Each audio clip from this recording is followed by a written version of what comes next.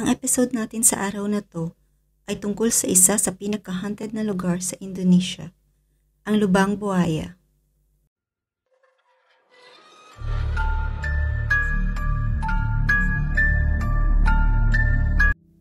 Ang Lubang Buaya at ang katabi nitong museo ay ang mismong lugar kung saan ang 7 general ay di umano'y pinahirapan bago pinatay dahil sa pagtatangka ng kudeta ng mga komunista, ang Indonesian Communist Party September 30th Movement. Bago natin tuklasin ang katakutan na naghihintay sa mga bisita, alamin muna natin ang background ng lugar na ito. Ang Lubang Buaya ay makikita sa Jakarta, Indonesia. Ang ibig sabihin nito ay Crocodile Hole. Ito ay tinawag na Crocodile Hole dahil dati itong konektado sa Sunter River kung saan puno ito ng mga buhaya. Gayunpaman, may mga mapang-akit na alamat na nakatali sa pangalang ito. May isang kwento mula pa noong 7th century tungkol sa paglalayag ni Datuk Banjir sa ilog kasama ang mga kaibigan. Tumigil ang kanilang bangkang kawayan at napaligiran sila ng mga kakaibang puting buhaya. Nakaramdam si Datuk ng panganib kaya sinubukan niyang sukatin ang lalim ng ilog. Ngunit wala siyang nakitang ilalim. Nang mapagtantong sila ay nasa panganib, sila ay mabilis na umatras. Sinasabi na may isa pang bersyon ang kwento na ang kanilang bangka ay hinila sa lungga ng mga puting buhaya.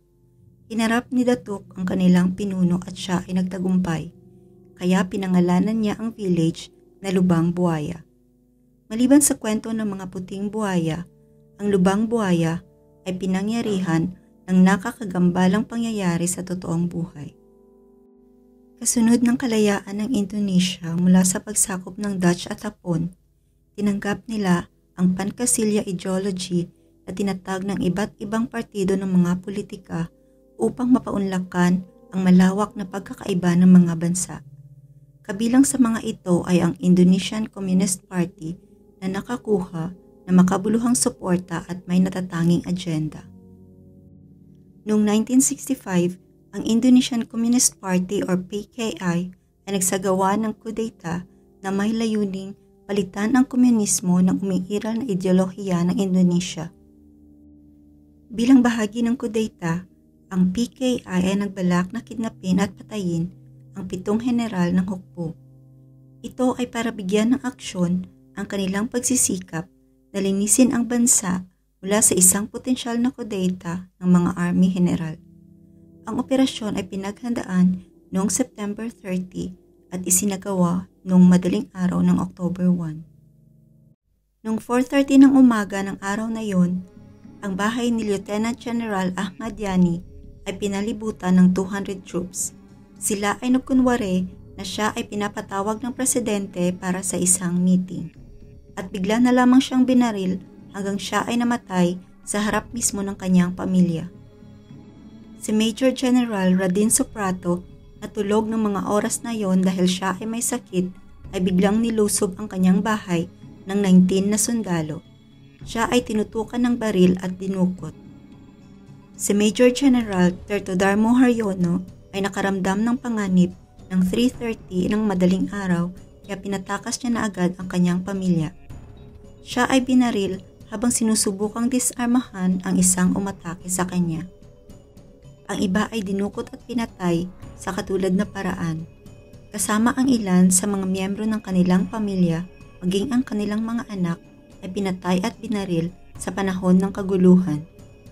Dinala ng mga rebelding tropa ang mga namatay at dinukot ang iba pang mga general at dinala sila sa Lubang Buaya kung saan pinatay din ang mga ito. Doon din sa lugar na yon ay nakakita sila ng balon na may 75 centimeters ang lapad at 12 meters ang lalim. Doon nila tinapon lahat ng bangkay na kanilang pinatay. Pinagpatong-patong nila ang mga bangkay at tinabunan ng mga dahon. Noong October 3, ang mga bangkay ng 7 general ay natagpuan sa kakahuyan ng Lubang Buaya sa ilalim ng pamumuno ni Major General Suharto. Ang mga naagnas na mga bangkay ay maingat na kinuha sa balon. Ang pagtuklas ng mga bangkay ay nagpagulat sa buong bansa at nagdalamhati ang mga pamilya ng mga biktima. Pinatindi nito ang labanan sa pagitan ng mga mamamayang Indonesia at PKI at ito ay humantong sa isang kampanya upang ganap na puksain ang Partido Komunista. Aktibong hinanap ng publiko ang mga miyembro ng PKI kasama ang pinaghihinalaang taga-suporta ng mga ito at maging ang kanilang mga kamag-anak at pamilya at ito'y humantong sa malawakang pagpatay. Bilang parangal sa mga pambansang bayani na pinatay ng mga PKI, itinatag ang isang pag-alaala. Ang mga tirahan ng mga biktima ay ginawang museo na nagpapakita ng mga estatwa na naglalarawan sa mga kalunos-lunos na kaganapan. Ang monumento ng Pancasila Sakti na nagpapakita ng mga estatwa ng 7 namatay na bayani at ang museo ng pagkanulo ng PKI sa Lubang Buaya na puno ng mga larawang naglalarawan sa paghuli at pagpapahirap sa mga general ay tinayo din. Dahil sa mga nangyari, hindi na ikakagulat kung ang mga nasabing lugar ay madalas sinasabing may madilim at kakilakilabot na aura.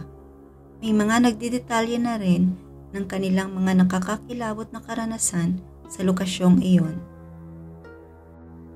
Isa na dito ang isang caretaker na si Kasiman. Matapos magsilbi bilang groundskeeper para sa Communist Party Coup Museum sa loob ng 3 decades, si Kasiman ay may mga nakakatakot na kwento ng karanasan sa lugar na yun. Sinasabi niya na ang mga bumbilya sa banyo na malapit sa balon ay halos araw-araw niya itong pinapalitan. Hindi siya sigurado sa dahilan, ngunit ang bawat bagong bumbilya ay laging napupundi o nasisira. Sa kabila ng walang nakikitang issue sa kuryente o circuit connection. Habang naglilinis siya ng mga miniature diorama na nagtatampok ng mga estatwa na naglalarawan ng pag-torture, bigla niyang naramdaman na ang mga balahibo sa likod ng kanyang leeg ay nagsitayuan. Kahit saan man siya lumingon, tila ang mga estatwa ay gumagalaw ang mga ulo at mata at pinagmamasdan ang bawat galaw niya. Hindi lamang ang banyo sa tabi ng balon ang nagpapakita ng mga kakaibang pangyayari. Ang mga security guard ay nagkaroon din ng kanilang mga nakakatakot na karanasan. Sinabi nila na ang gripo ng tubig sa kanilang banyo ay bumubukas na mag-isa. Sa tuwing ito ay kanilang isasara, ilang minuto lang ang makalipas, ito ay kusang magbubukas ulit. Ang isang security guard ay may sarili ding nakakatakot na karanasan. Ayon sa kanya, habang siya ay nagpapatrolya, nagulat siya nang makita ang isang puting bagay na nakabalot sa isang tela na panglibing. Siya ay hindi nakagalaw sa takot habang pinapanood ito na lumulutang patungo sa balon. Siya ay takot na umalis sa kanyang pwesto at di na nagpatuloy sa pagpatrolya.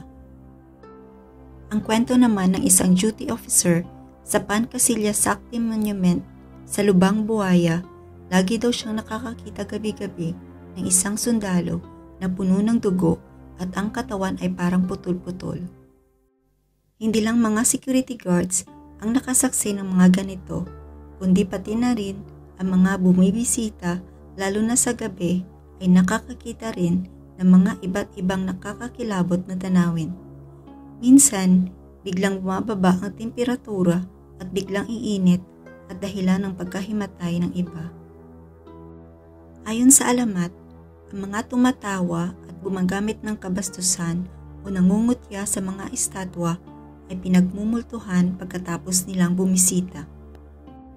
Ayon sa mga bisita, nakakarinig sila ng mga boses na humihingi ng tulong at ito ay nanggagaling sa balon kung saan itinapon ang mga pinatay na general. At kung ito ay kanilang lapitan, ang tunog ay nawawala. Ang iba ay nagsasabi na nakakakita sila ng isang lalaki na basag ang muka at ito ay gumagapang palabas ng balon na para bang gustong tumakas. Ang isa pang nakakatakot na pangyayari na nakikita hindi lamang ng mga bisita kundi pati na rin ng mga lokal na residente ay ang tunog ng mga yabag na nagpapaalala ng mga nagmamartsa ng mga sundalo. Sa kabila ng mga alamat na ito, mas inuuna ng mga Indonesian na alalahanin ang mga sakripisyo ng mga magigiting na general. Ang Pancasila Sakti Day ay pinagdiriwang taon-taon tuwing October 1 na nagsisilbing alaala. Pinaniniwalaan man ang kwentong ito o hindi, kapansin-pansin pa rin ang malungkot na kapaligiran ng makasaysayang lugar. At siya nagtatapos ang kwento natin sa araw na to. Kung mayroon kayong alam na mga totoong horror story na gusto nyong ibahagi sa ating mga manonood, mag-comment lang or mag-send ng inyong kwento sa aking email. Thank you for watching at umasa kayo na marami pang nakakakilabot na kwento sa ating susunod na mga episode.